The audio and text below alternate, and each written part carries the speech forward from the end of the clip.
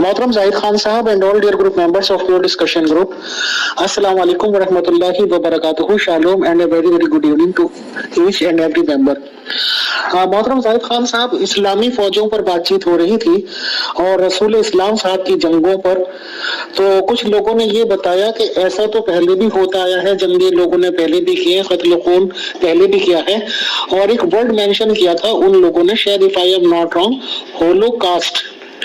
तो मैंने उनसे पूछा, तो थैंक्स टू गॉड उन्होंने फिर आपका नाम लिया कि होलोकास्ट के रिगार्डिंग सबसे ज्यादा जाहिद खान साहब मोहतरम ही बताएंगे।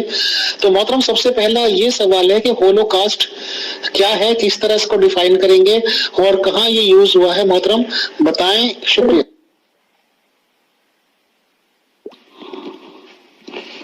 हिटलर ने जर्मनी में कई मिलियन यहूदियों को गैस चैम्बर्स में हलाक किया या मरवा दिया। तो इसका इनकार करने वाले, फिर हिटलर तो खुद उसका दौर खत्म हो गया, लेकिन इसका इनकार करने वाले बहुत थे कि ऐसा नहीं हुआ। तो फिर कानून बना है कि ये हॉलोकॉस्ट का इनकार करेगा कि ऐसा नहीं हुआ है, उसे सजा दी जाएगी। तो इस हॉलोकॉस्ट, इसकी सजा जो है कि बाज़ औक़ात जुर्माना भी है और बाज़ औक़ात इसकी सजा कैद भी है जर्मनी में। मोहतरम शाहिद खान साहब, to be very true and to be very Frank, Hitler के रिगार्डिंग मुझे ज्यादा जानकारी नहीं है, बस इतना है कि उसने लाखों लोगों को मरवाया है या कुछ करवाया है। तो क्या कोई पर्टिकुलर रिलीजन के लोग थे मोहतरम वो कि जिनको उसने मरवाया, या ये कि बस एक कंट्री के बेस पे कत्लेआम किया है, या एक पर्टिकुलर फिरका या रिलीजन के लोग ही शिकार हुए हैं? प्लीज बताएं, शुक्रिया। हाँ जी मोहतरम जाहिद खान साहब, आपने शॉर्ट में डिस्क्रिप्शन दे दिया, इसके लिए बहुत शुक्रिया। अब हम आते हैं सर, जो आज का मैंने मेन टॉपिक रखा है, और मेरी जानकारी में ये बातें आई हैं कि ये सब बातें, ये टीचिंग्स आप ही की हैं, तो ये चीजें भी कंफर्म हो जाएंगी कि वो आप ही की टीचिंग्स हैं, प्लस उसके बारे में रहनुमाई मिल जाएगी हमको भी और सभी लोगों को, कि जैसे कि आपने ये दावा किया है कि जब आप खुदा से मुलाकात करने जाते हैं तो वहां पे आपकी बहुत सारे नबियों से मुलाकात हुई है, और आपका शायद ये भी दावा है, if I am not wrong, कि आपकी रसूल इस्लाम साहब से भी मुलाकात हुई है और उन्होंने आपको अपनी बहुत सारी बातें बताई हैं। तो उनमें से एक बात,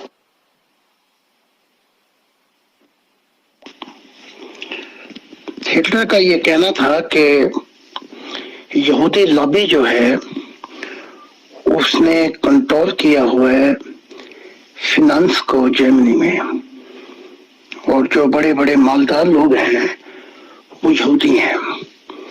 तो इस पर उसने कैंपेन, इंतखाबात की कैंपेन चलाई थी, और कामयाब होने पर फिर उसने यहूदियों को कत्ल किया, बल्कि ऐसे कत्ल किया जैसे मोहम्मद नबी करते थे कि जहां चाहो जहां पाओ इनको कत्ल करो, दरख्तों के पीछे, पत्थरों के पीछे। तो यहूदियों पे बहुत जुल्म हुआ। तो यहूदी थे खासकर इस वॉर में वो कत्ल हुए। तो गालिबन मुसलमान इस बात का यकीन नहीं करते और कहते हैं ये झूठ है, हिटलर ने ऐसा नहीं किया। लेकिन हकीकत ये है कि करोड़ों यहूदी मारे गए हिटलर की जंग में। हमारी जानकारी में ये बात आई है कि आपने ये बताया है कि शायद रसूल इस्लाम साहब ने आपको बताया है, या ये आपका क्लेम है, आप ही बताएंगे मोहतरम, कि जैसे मजहब इस्लाम में या कुरान शरीफ में लेडीज के लिए पर्दे का हुक्म दिया गया है कि वो पर्दे में रहेंगी और चेहरे पे घूंघट उठा के रखेंगी या समथिंग समथिंग। मेरे ख्याल से शायद आपका ये कहना है कि ऐसा कोई हुक्म खुदा ताला की तरफ से नहीं आया था, और ये उन बातों में से है जो रसूल इस्लाम साहब ने अपनी हिकमत अमली से बताई है या अपनी हिकमत अमली से ये हुक्म दिया है। तो इस रिगार्डिंग आप क्या फरमाना चाहेंगे, बताएं, शुक्रिया।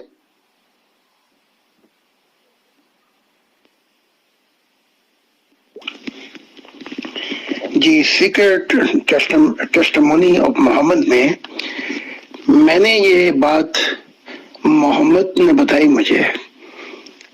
محمد نبی نے کہا کہ میں پردہ ہرگز نہیں کروانا چاہتا تھا، لیکن عمر جو تھا اس کا بڑا زور تھا، اور اس نے اکثر آ کے کہا مجھے کہ جب یہ حفظہ بازاروں میں جاتی ہیں یا تمہاری بیویاں تو لوگ سیٹیاں مارتے ہیں، آوازیں کستے ہیں. تو پھر محمد کو بھی خیال آیا، تو محمد نے کہا یہ حکمت کے تحت یہ پردہ میں نے کروایا تھا، لیکن اسلام جب شروع ہوا ہے اس سے 10 سال تک یا غالباً 11 سال تک اسلام میں پردہ ہرگز نہیں تھا. یہ خدا نے نہیں کیا، فرشتوں نے نہیں کیا، یہ محمد نے اپنی حکمت کے طور پہ ایسا کام کیا ہے. اور یہ کام غالباً مدینے میں آ کے ہوا ہے، جب بلال کو سخت بخار تھا اور ابو بکر کو سخت بخار تھا، تو یہ بخار کی حالت میں بہت کچھ کہہ رہے تھے. اس وقت تک جب عائشہ نے آگے بتایا تو اس وقت تک پردہ نہیں تھا. تو یہ پردہ کروانے والے 2 شخص ہیں، نمبر 1 عمر اور نمبر 2 محمد صاحب. انہوں نے یہ کام کیا ہے اور اس کی وجہ سے بہت نقصان ہو گیا اسلام کو، اور جو آپ دیکھ رہے ہیں. جی محترم زاہد خان صاحب، اپنے پردہ کانسیپٹ پہ اپنے خیالات رکھے، بہت شکریہ. اچھا، اس میں ایک بہت امپورٹنٹ سوال یہ ہے کہ رسول اسلام محمد صلی اللہ علیہ وسلم سے پہلے بھی کیا کوئی یہ کانسیپٹ ہوتا تھا نبیوں میں، یا یہ بھی حضور محمد صلی اللہ علیہ وسلم کے ٹائم ہی شروع ہوا ہے کہ کوئی بھی عورت بنا نکاح کے، بنا شادی کے، یا جو بھی رسم و رواج یا شرعی باتیں ہوتی ہوں گی تو اپنے آپ کو ہیبا کر سکتی ہے، یا ان سیدھے ورڈز آپ یہ کہہ لیجیے کہ اپنے آپ کو سونپ سکتی ہے، یعنی کہ فزیکلی طور پہ؟ کیا کوئی بھی عورت رسول اسلام صاحب کو اپنے آپ کو اپنی مرضی سے سونپ سکتی ہے سر؟ تو کیا یہ اس طرح کا فرمان خدا تعالیٰ کا مانا جائے گا، یہ رسول اسلام کا؟ اور ایک سوال اس میں یہ بھی انکلوڈ ہے کہ کیا رسول اسلام صاحب سے پہلے بھی اور نبیوں نے بھی ایسی ہی باتیں کی ہیں؟ محترم بتائیں، شکریہ.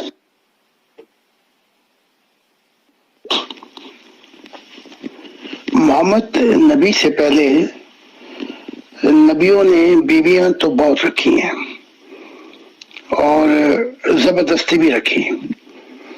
داؤد نے اپنے جنرل اوریا کی بیوی کو زبردستی اس کے ساتھ سویا اور پھر اسے جنرل کو قتل کرا دیا.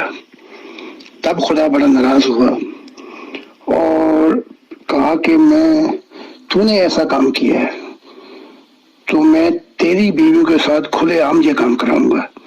پھر داؤد کا بیٹا جو ہے وہ خود اپنے باپ کی بیویوں، اپنی ماؤں کے ساتھ سویا. یہ تورات بتاتی ہے. تو یہ بڑے لمبے واقعات ہیں. ان کی بیویاں بھی ہوتی تھی اور لونڈیاں بھی ہوتی تھی. اب آتے ہیں ہم محمد کی طرف، رسول کی طرف.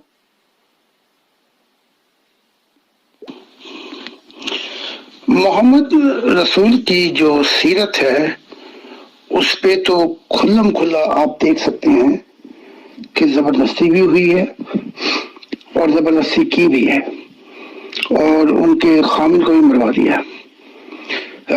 لیکن یہ بھی خدا کی طرف سے نہیں تھا، یہ محمد نے اپنے لیے قانون بنایا تھا کہ جو عورت چاہے ایک رات کے لیے اگر 1 نائٹ سٹینڈ بائی کرنا چاہے تو وہ کر سکتی ہے، مجھے اپنے آپ کو یعنی دے سکتی ہے سونے کے لیے.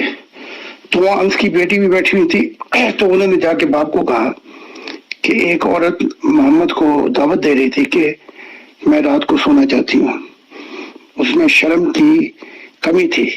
تو اس نے کہا جو انس تھے صحابی، وہ تیرے سے بہتر تھی کہ اس نے اپنے آپ کو پیش کیا نبی کے لیے. تو یہ قانون محمد کا تھا، خدا کا نہیں تھا۔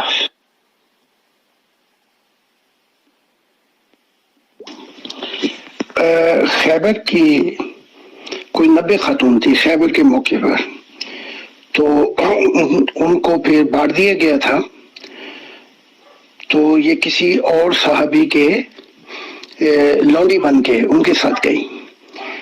پھر صحابہ نے صفیہ کے حسن کا چرچا کیا، تو پھر بھیجا گیا پیغام اس صحابی کو کہ تم کوئی 2 لونڈی لے لو اور صفیہ کو مجھے دے دو۔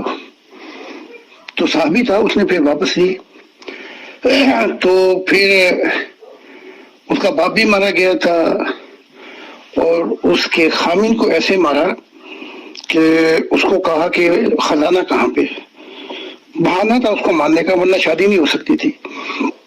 اس نے کہا مجھے پتا نہیں کہ خزانہ کہاں پہ ہے، تو کہا اچھا تو خزانے کا نہیں بتاتا، تو کہا اے عثمان اس کو قتل کر دو، تو عثمان نے اسے قتل کر دیا۔ اب ہوا کیا؟ جی محترم زاہد خان صاحب، یہ تو ایک چلیے الگ کانسیپٹ ہو گیا کہ کسی لیڈی نے چاہا کہ میں سونپ دوں فزیکلی، لیڈی کی مرضی، رسول اسلام صاحب نے بھی ان کی دعوت قبول کی اور وہ چلیے سو گئے۔ بٹ میں نے تو یہ سنا ہے کہ شاید آپ نے بھی کچھ بکس میں ذکر کیا ہے، اور مجھے 1-2 مثالیں پتہ بھی چلی ہیں کہ رسول اسلام صاحب کو اگر کوئی لیڈی پسند آ گئی یا زیادہ خوبصورت لگی ہے تو انہوں نے طاقت کے بل پہ بھی اس کو حاصل کیا ہے۔ اور یہ بھی جانکاری ہے کہ شاید ایسے بھی کیسز ہوئے ہیں کہ جیسے آپ نے بھی فرمایا کہ اس لیڈی کے شوہر کو قتل کیا گیا، اور ایک مشہور واقعہ سنا جاتا ہے، کوئی صفیہ صاحبہ تھیں جن کو پھر بعد میں مدر آف امت آف اسلام بتایا گیا ہے کہ وہ شاید کچھ صحابیوں کو دے دی گئی تھی، اور صحابیوں سے پھر انہوں نے کچھ پیسے دے کے لیے تھے رسول اسلام صاحب نے۔ حالانکہ اس ریگارڈنگ کچھ فوٹوگرافس بھی جس کو کارٹون بولتے ہیں وہ لگائے گئے تھے گروپ میں، کہ گھر جانے کی بھی انہوں نے انتظار نہیں کی اور راستے میں ٹینٹ لگا کر سپاہی کو باہر کھڑا کیا اور فزیکلی ریلیشنز یا جو بھی ہونے تھے ہوئے۔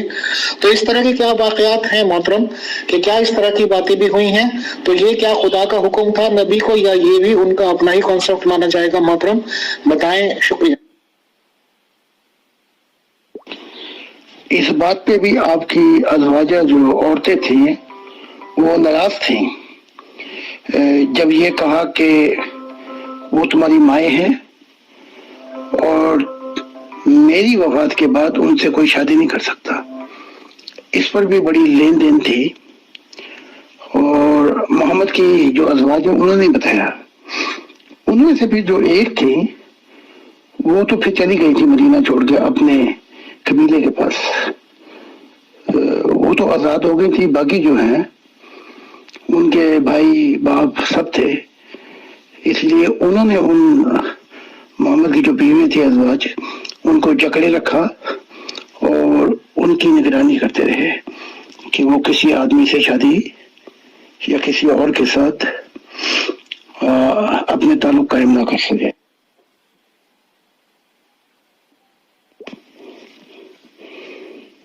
اب راستے کے اندر محمد نے پڑاؤ ڈالا اور وہیں سوئے ہیں صفیہ کے ساتھ، اور ابو ایوب انصاری پہرا دے رہے تھے، بلکہ پہلے تو خفا ہوئے کہ تم اتنے نزدیک کیوں ہو، کیا دیکھ رہے ہو؟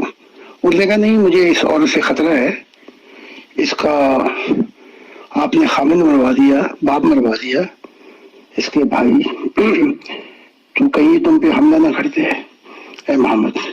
تو پھر اسے دعا دی۔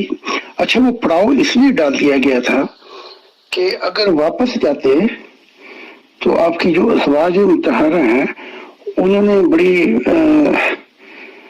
شور مچانا تھا، لڑائی وغیرہ کرنی تھی اور شادی نہ ہونے دیتی، تو اس لیے آپ نے پڑاؤ ڈال کے بیچ میں ہی کام کر دیا کہ اب چاہے جو مرضی کریں، اب تو شادی ہو گئی ہے۔ یہ واقعہ عالم برزخ سے پتہ چلا کہ بتایا گیا فرشتوں کی طرف سے کہ یہ واقعہ اس لیے ہوا۔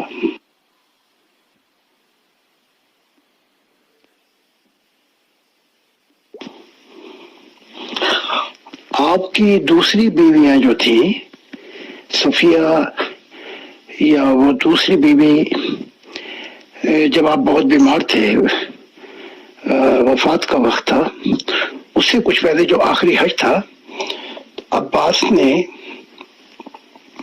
اپنے رشتہ داروں میں سے بھی ایک لڑکی تھی جو بہت جوان تھی اور کنواری تھی، ان کی شادی عباس نے کروا دی تھی. تو ان کے ساتھ تو میرے خیال کچھ مہینے گزارے ہیں. پھر وہ جو اور تھیں جو بہت حسین تھیں اور قید میں آئی تھی، وہ بھی آخری جنگ میں قیدی بن کے آئی تھی، نام مجھے یاد نہیں آ رہا تھا. وہ بھی بہت جوان اور بہت حسین تھی. تو صرف عائشہ نہیں اکیلی تھی، بلکہ عائشہ سے اور بھی کنواری بھی تھی، اور مجھے نام نہیں آ رہا، لیکن عباس نے ان کی شادی کرا دی تھی. اور پھر دوسری، تو یہ سب جوان تھی اور کچھ بھی نہیں ہو سکا.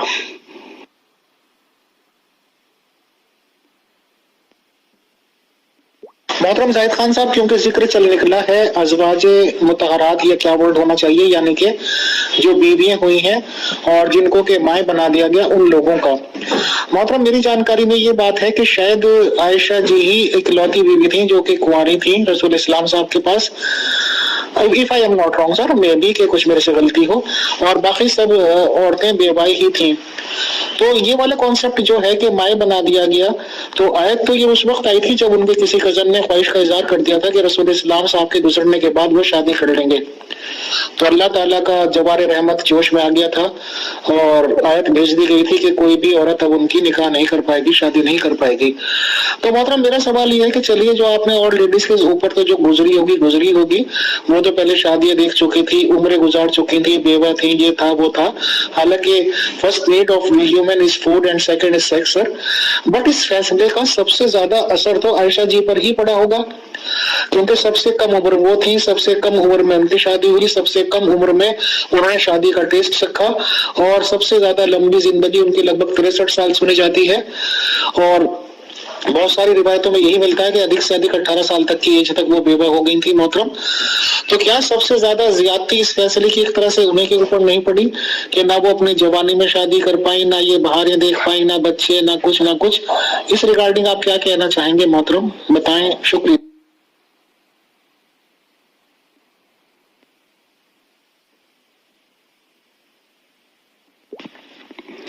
اور پھر انہیں بھی یہ پابندیاں لگی ان پہ بھی کہ وہ اپنی مرضی سے بعد میں کسی کے ساتھ شادی نہیں کر سکی.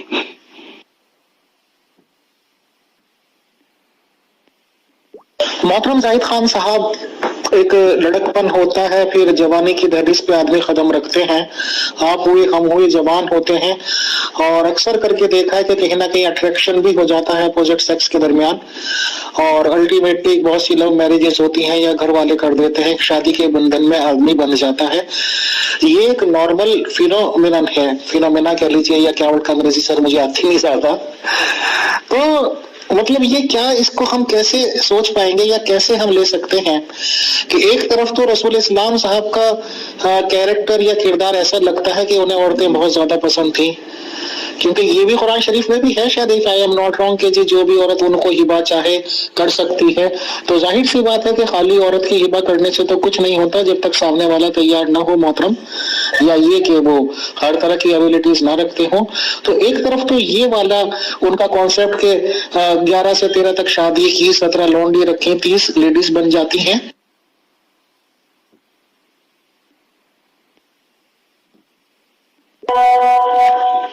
یہ تو بات محمد جو نبی ہیں انہوں نے حدیث میں کہی ہے، دہرایا بلکہ، کہ تمہاری دنیا میں مجھے عورتیں اور خشبو بہت پسند ہے. یہ تو بات محمد کہہ چکے ہیں. اب جو دور ہے ختیجہ کا، اس دور میں گو ختیجہ سے شادی تھی، لیکن لونڈیاں تو آپ کے پاس بہت تھیں. لیکن ایک بات، کیونکہ ختیجہ مالدار عورت تھی اور ختیجہ کی فنانس پوری عرب میں پھیلی ہوئی تھی، اگر ختیجہ کے دور میں ہی کسی اور سے شادی کی جاتی تو فائنینشیل محمد کو نقصان بہت تھا، اور یہ بات محمد خود بھی جانتے تھے کہ پھر میرے پاس کچھ بھی نہیں ہے، لہذا جو کام کہ آفیشیل بیوی رکھی جاتی اسے مجبوراً یہ نہیں کر سکے، لیکن جو لونڈیاں یا بانڈیاں تھیں وہ دور تو چل رہا تھا جسے ہم کہتے ہیں پیرالل، اس میں تو محمد کے پاس بہت کچھ تھا۔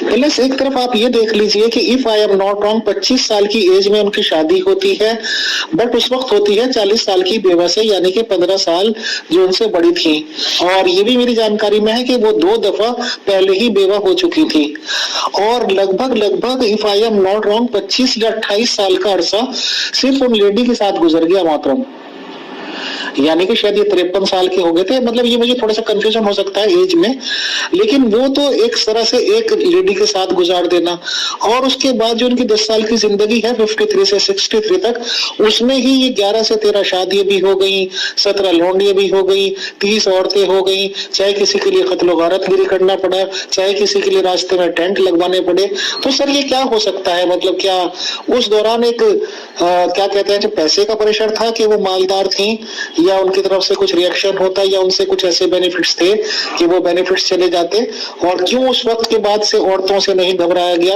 کہ 11 سے 13 شادیاں ہو گئیں اور 17 لونڈی ہو گئیں؟ اس ریگارڈنگ آپ کیا رہنمائی فرمانا چاہیں گے سر؟ بتائیں، شکریہ۔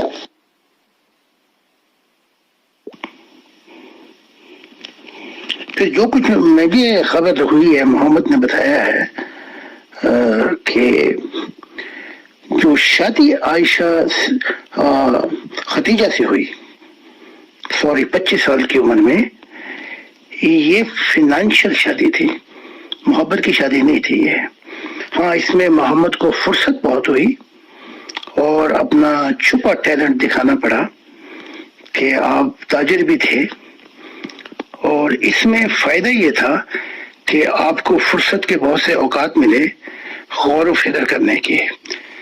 تو یہ خدیجہ کا ہی دور ہے جب آپ اکثر غار حرا میں چلے جاتے تھے اور بہت وقت گزارا ہے وہاں پہ سوچو بچار میں، تو یہ وقت عام اور اس سے شادی میں تو نہیں ہو سکتا۔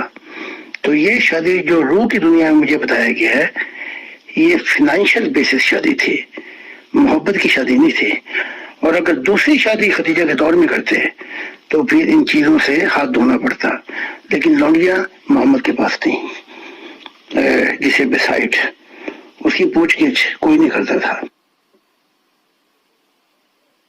محترم زاہد خان صاحب، آپ نے کہا کہ آفیشیل شادی تو ان کی زندگی میں ایک ہی رہی ہے خدیجہ جی کی، اور آپ نے کہا کہ اپارٹ فرام ہر کافی لوگ تھے یا اس طرح کے تھی، تو کیا ہم یہ مانیں کہ یہ تو بالکل خدیجہ جی کی نالج میں ہو ہی کا نہیں جو بھی معاملات ہوئے ہوں گے؟ جیسے کہ آج کل کے پیریڈ میں بھی لوگ کہتے ہیں کہ میاں بیوی میں کتنی بھی رازداری کی باتیں ہوں، سب چیزیں وہ ایک دوسرے سے شیئر کر لیں گے، بٹ اگر ہسبینڈ کا کوئی اور افیئر چل رہا ہے تو ظاہر سی بات ہے کہ وہ اس کو کبھی ڈسکلوز نہیں کرے گا۔ تو میں ان شارٹ یہ پوچھنا چاہتا ہوں کہ اگر ادر افیئرس تھے اس وقت حضرت محمد صلی اللہ علیہ وسلم کے، تو کیا وہ خدیجہ جی کی نالج میں آ پائے تھے یا نہیں آ پائے تھے؟ اس ریگارڈنگ سر آپ کے کمنٹس بتائیں، شکریہ۔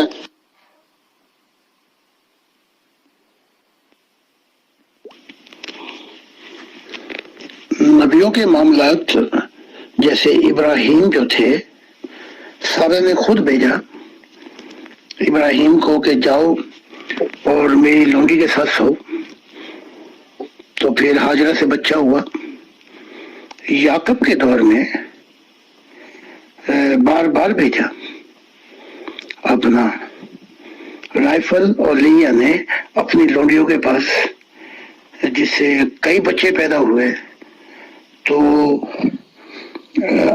خدیجہ کو یہ خبر تھی کہ محمد کے، لیکن یہ اس دور کا دستور تھا، دائیں ہاتھ کی لونڈیاں جو تھیں وہ لونڈیاں ہی رہتی تھیں، لیکن ان سے خدیجہ کی جو فائنینشیل سچویشن تھی، جتنی وہ مشہور تھی، وہ دوسری شادی کرنے کی اجازت نہیں دے سکتی تھی، لہذا لونڈیوں کی تو ان کو خبر تھی، اور وہ ایک دستور بھی تھا، اور خدیجہ کو ان باتوں کی خبر تھی۔ کہ محمد بعض اوقات لونڈیاں رکھتے اپنے پاس، اور ختیجہ کی تو بہت زیادہ لونڈیاں تھیں، اور اس بات میں ختیجہ کو خبر تھی، اور جو معاملات تھے محمد کے اور ختیجہ کے ان کو خبر تھی یہ بات کی کہ بعض اوقات لونڈیوں کے ساتھ یہ تعلق قائم ہے، لیکن اس وقت لونڈیوں کا جو اسٹینڈرڈ تھا وہ اس قابل نہیں تھا کہ انہیں جیلس سمجھا جائے، ان سے حسد کیا جائے۔ لونڈیاں بہت لو کیٹیگری میں آتی تھیں، اس لیے اس وقت جو پولیٹیکل کہہ سکتے ہیں وہ دوسری شادی نہیں کی، ورنہ جو سرکمسٹانسز ہیں وہ فائنینشیل جو تھے اس میں ذرا پہنچتے تھے۔ تو یہ حالات تھے، اور یہ باتیں روح کی دنیا میں ختیجہ نے بھی بتائی ہیں مجھے، اور دوسری جگہوں سے بھی مجھے ان باتوں کی خبر ہوئی ہے۔ محترم زاہد خان صاحب، آج کی اس جدید دنیا میں ہم یہ دیکھتے ہیں کہ لیڈیز نے اپنا ایک مقام بنایا ہے، اپنا ایک بلند مرتبہ بنایا ہے سر۔ بہت بڑے بڑے ڈاکٹرز، پروفیسرز، وکیل وغیرہ سب لیڈیز ہیں سر، اور یہاں تک کہ جو پورے کنٹریز کے پرائم منسٹر یا پریزیڈنٹ کہا جاتا ہے جو کہ پورے کنٹری کو کنٹرول کرتے ہیں، وہ بھی کہیں جگہ سے لیڈیز ہی ہیں، اور وہ بہت اچھے سے لا اینڈ آرڈر بھی سنبھالتی ہیں، پورے دیش کو سنبھالتی ہیں۔ بلکہ کئی کیسز میں یہ دیکھا گیا ہے کہ پوری دنیا کے جو جینٹس حکمراں ہیں ان سے بھی اچھا اپنی کنٹری کو رول کر دیتی ہیں اور گورننس دیتی ہیں سر۔ ایک طرف تو مذہب اسلام یہ کہتا ہے کہ نہیں جی، مذہب اسلام میں تو برابری ہے، عورتوں کو برابری دی گئی ہے، جینٹس کے برابر کھڑا کیا گیا ہے، یہ کیا گیا ہے، وہ کیا گیا ہے۔ بٹ میں نے یہ دیکھا ہے کہ اگر گواہی لینی ہو کسی کی تو جس جگہ پہ ایک مرد مسلمان کی گواہی کافی ہے، وہاں پہ کم سے کم اگر 2 لیڈیز ہوں گی تبھی ان کی گواہی مانی جائے گی مسلمان عورتوں کی۔ تو یہ کیا کانسیپٹ ہے؟ اگر ایک مرد کی مسلمان کی گواہی کافی ہے تو ایک عورت کی کیوں نہیں؟ کیا یہ سیدھا سیدھا یہ دکھانا نہیں ہے کہ بھائی تم کمتر ہو یا تم لوگ برابر نہیں ہو؟ اس ریگارڈنگ آپ کیا کہنا چاہیں گے محترم؟ بتائیں، شکریہ۔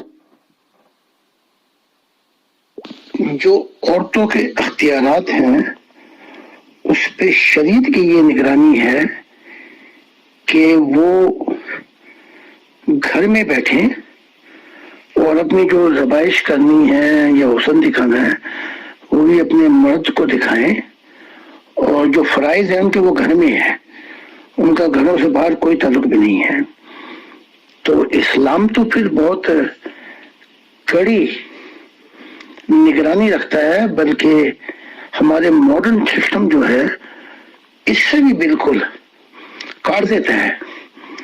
تو اسلام کے اندر پرندہ ابھی تک ایک پر کے ساتھ ہے۔ تو اسلام کی تو جو نظام ہے اس میں گنجائش اور حقوق عورتوں کے بہت کم ہے۔ کہتے ہی جو مرضی رہیں، ان کے کہنے سے کیا ہوتا ہے؟ سب سے زیادہ جو ظلم اور اختیار ہو رہا ہے عورتوں پہ وہ اسلام کے اندر ہو رہا ہے، کوئی آزادی نہیں ہے۔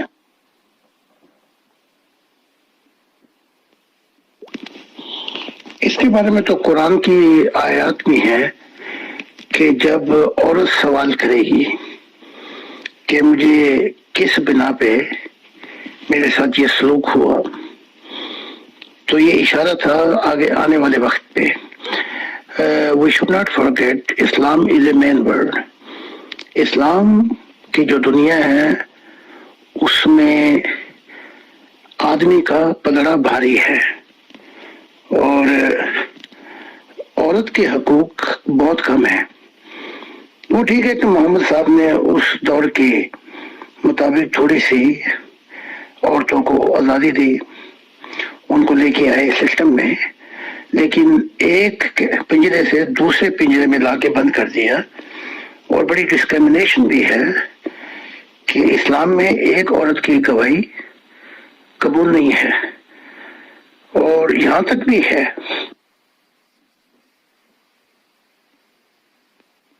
मोहतरम जाहिद खान साहब, मेरी जानकारी में कुछ इस तरह की बातें भी आई हैं कि एक बार रसूल इस्लाम साहब को ये शायद ताकीद की गई थी खुदा की तरफ से, या कैसा ये कॉन्सेप्ट है, मुझे डिटेल्स की ज्यादा जानकारी नहीं है, कि तुम्हारे लिए एटर्नल वाइफ एक ही काफी है और वो है आयशा जी। और एटर्नल वाइफ का मतलब ये होता है, अल्टीमेट कह लीजिए या कुछ भी कह लीजिए, कि हर तरह से, हिंदी में कहते हैं सर्व गुण संपन्न, यानी कि सभी क्वालिटीज के साथ एक शख्सियत। और यहाँ तक भी मैंने सुना है कि शायद ऐसी भी कोई सलाह उनको दी गई थी या उनके कभी दिमाग में ये बात आई थी कि वो सिर्फ आयशा जी को लेकर रोम की तरफ निकल जाएं और वहां पे बाकी अपनी जिंदगी बसर करें और सब बीवियों का चक्कर छोड़ दें। तो इस रिगार्डिंग आप क्या कहना चाहेंगे? फिर मेरे नेक्स्ट क्वेश्चन सर। शुक्रिया।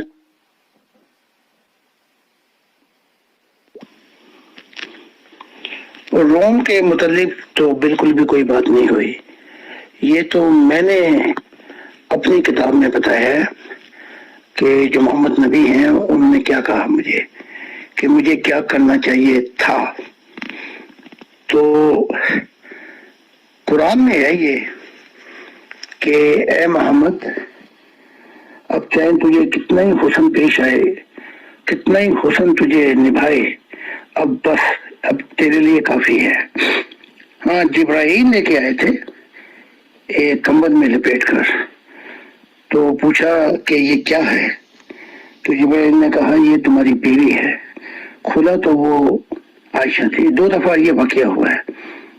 तो मोहम्मद रसूल ने कहा था इंशाल्लाह फिर ऐसा ही होगा, लेकिन इंशाल्लाह ऐसा नहीं हुआ। तो ये वाकया था। जी मोहतरम जाहिद खान साहब, आपसे माशाल्लाह काफी डिस्कशंस हो रही हैं, बस टाइम की भी लिमिटेशंस है। तो क्या इन शॉर्ट अब तक की बातों में या अब तक की जितनी हिस्ट्री हमारे सामने आ रही है उसमें हम ये कंक्लूजन ले सकते हैं कि प्रॉफिट ऑफ इस्लाम साहब ने खदीजा जी की जिंदगी में दूसरी शादी करी नहीं, और आपने भी डिटेल से बताया और कॉमन सेंस भी अपील करती है कि वो फाइनेंशियली वजह थी और इसलिए वो कर नहीं सके, और इसी वजह से शायद फिर वो बात भी है सर, कॉन्सेप्ट अपनी जगह स्टैंड करता है कि हालांकि रसूल इस्लाम साहब ने अपने लिए कितनी भी शादी की, बट हर एक मुसलमान को इजाजत दे दी कि वो एक वक्त में 4 बीवियां तक रख सकता है। बट यही बात ये शायद हदीसों में है या प्रूफ है, लोग कहते हैं कि जब हजरत अली जी ने ये बात परमिशन चाही हजरत फातिमा जी की जिंदगी के में वो शादी करना चाहते हैं, तो रसूल इस्लाम साहब ने ये कह दिया कि नहीं शादी मत करो, नहीं तो फातिमा जी को बहुत दुख पहुंचेगा। तो ये भी सर एक कॉन्ट्राडिक्टरी स्टेटमेंट है, क्योंकि जाहिर सी बात है कि किसी भी बीवी के सामने आप दूसरी बीवी लाएंगे तो बेटी तो वो भी किसी की होती होगी। मोहतरम, इस बारे में आप क्या कहना चाहेंगे सर?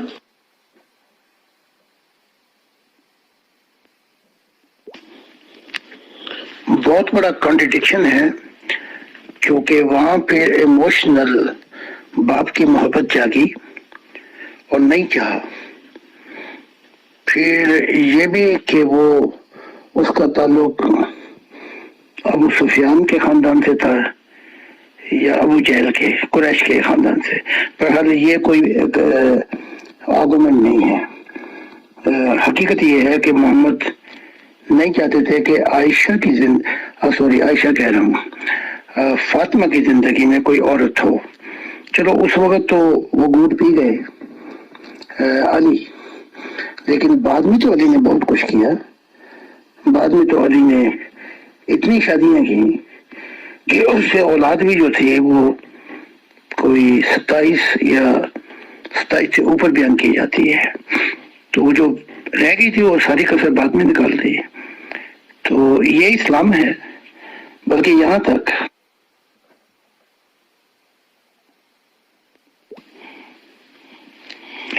तक फिर हसन यहाँ तक है कि इब्ने हशाम कहते हैं कि 4 शादियां करते थे और फिर 4 तलाक देते थे, फिर 4 शादियां करते थे।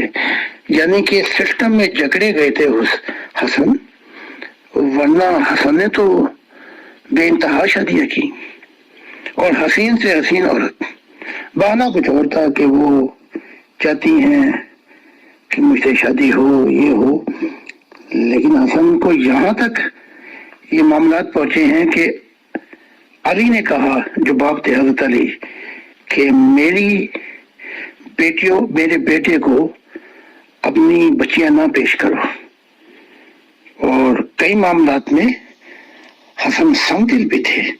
تو یہ تو معاملات ہے، یہ تو کھلی ہسٹری ہے اسلام کی کہ جہاں چاہو ایموشنل واقعات پھر وہ اپنے خاندان کے لیے آ جاتے ہیں، پھر غیروں کے لیے ترازو اور تھی، اپنوں کے لیے ترازو اور تھی.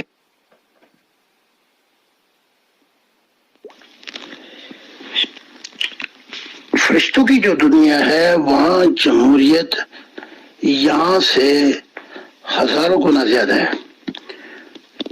تو وہ جو اختیارات انہوں نے حکمت کے تحت اپنے بھی رکھے ہوئے تھے وہ سارے ختم ہو گئے.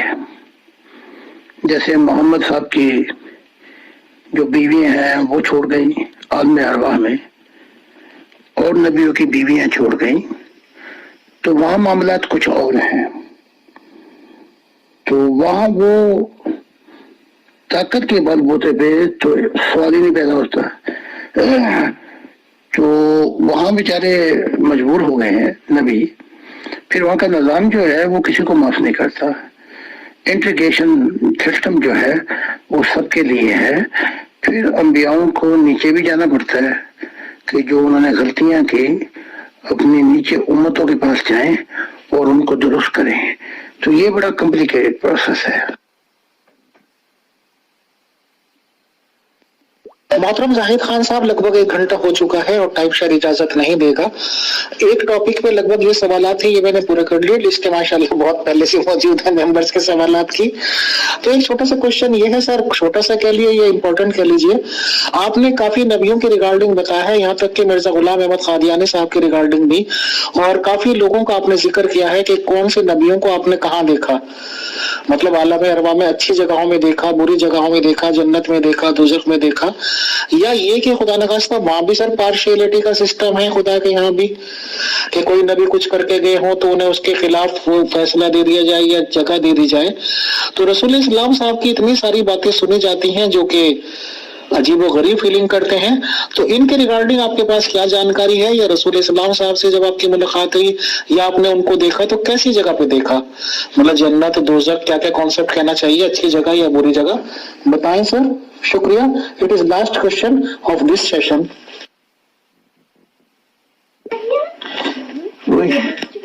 اسلام کی دنیا عورتوں پہ جا کے ختم ہو جاتی ہے، اور جب سے آپ مسلمان ہوئے ہیں آپ بھی نہیں نکل رہے، اور عورتوں پہ جا کے یا پھر حوروں پہ جا کے ختم ہو جاتی ہے. چلو اللہ ماشاءاللہ، اگر یہی مضمون ہے تو ہم جواب دیتے رہیں گے آپ کو. باقی thank you so much inviting me, اور باقی پھر اگلی دفعہ. خدا حافظ. وقت کی قید میں زندگی ہے مگر چند گھڑیاں یہی ہے جو آزاد ہے.